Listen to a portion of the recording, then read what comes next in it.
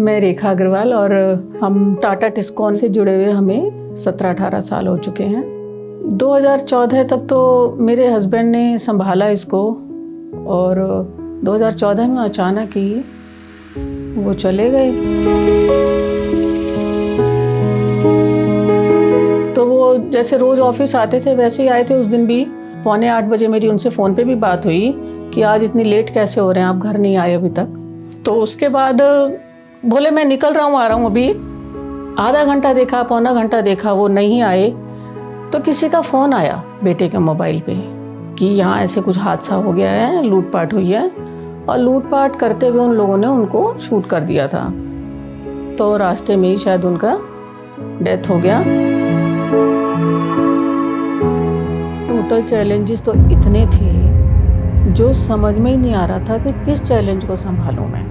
एक चीज़ जो मुझे तंग करती है, जो मेरे दिल को दुखाती है शायद आज भी, कि जब हम उस रास्ते से जाते थे रोज़ जहाँ ये हादसा हुआ था, 2.5-3 साल हम वहाँ से निकले, वो बहुत ज़्यादा धक्का लगता था। एक वहाँ चाय वाला बैठा था तो वो चाय वाले का ही फेस देखते हुए मैं निकल जाती थी कि शायद ये किसी दिन बोल दे कि मैं माँ मैं बताता हूँ उस दिन क्या हुआ। किसी ने आके बोला कि तुम रामायण ले लो, हाथ में एक माला ले लो और कोने में बैठ के भगवान का नाम लिया करो, जिम्मेदारियों को छोड़ दो। लेकिन मैंने अपने आप ही सोचा कि नहीं, ऐसे नहीं चलेगा मेरा परिवार, ये तो डूबने वाली बातें हैं सारी। 50 साल पुराना हमारा ये काम है, इतना बड़ा उन्होंने मेहनत की पूरी लाइफ।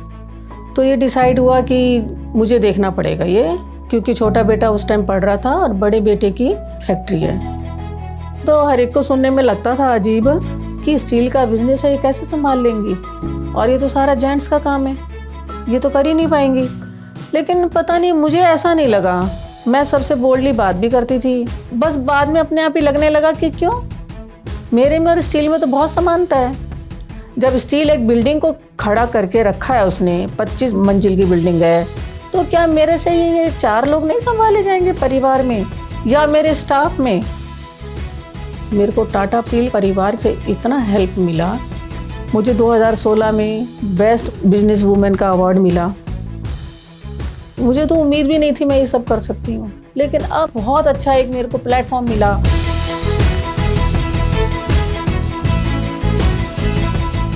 छोटा वाला बेटा मेरा बहुत घबराता था। बड़े बेटे का नाम ऋषभ है, जिसकी मैरिज की कैसेट लगा लेता था टीवी में और रोज देखता था ये। एक दिन बड़े बेटे ने देखा ये क्या कर रहा है रूम में, दरवाजा खोला तो एकदम से लेटा हुआ है, टीवी में वो चल रही है, कैसेट चल रही है। बड़ा भयानक रूप था, बहुत परेशानी में और बहुत डिप्रेशन टाइप में हो गया था। मैंने डिसाइड किया ये कैसेट कोई नहीं देखेगा, कोई फोटो ही नहीं रखेगा घर के अंदर। बस बच्चों के सामने हंसती थी, चुटकुले सुनाती थी, कभी हम कैरम बोर्ड खेलते थे, कभी हम लोग लूडो खेलते थे। फिर मैं योगा ज्वाइन किया, बेटे को भी ले जाने लगी कि तुम निकलो, थोड़ा बाहर निकलो, मेडिटेशन करो। आज वो लॉयर है और बहुत अच्छे से अपना काम कर रहा है। 3 महीने पहले उसकी शादी करी है, अब वो खुश है। बच्चों को समझाया कि बेटा आओ इकट्ठे बैठ के आज हम डिनर करते हैं, आज हम इकट्ठे बैठ के सुबह चाय पे बातें करते हैं। खुशियाँ ढूंढते ढूंढते बच्चों को बिल्कुल ऐसा बोल्ड बनाया, बिल्कुल सीधे चलना है और किसी से कोई हेल्प की उम्मीद नहीं करनी, बिल्कुल आंसू नहीं, घर में सिर्फ चीयरफुल। मेरा विचार है, मैं ये समझती हूँ एक लेडी होने के नाते कि हर वाइफ को इंडिपेंडेंट होना चाहिए, काम करते रहना चाहिए, और जो काम नहीं कर रही हैं, हाउस वाइफ हैं, तो उनको भी हस्बैंड के साथ इन्वॉल्व जरूर रहना चाहिए। झुकने वाले को तो संसार रुलाता ही है। हंसी खुशी के साथ रहना, बोल्ड होके रहना है, मजबूत होके चलना है। छोटी छोटी खुशियाँ ढूंढो।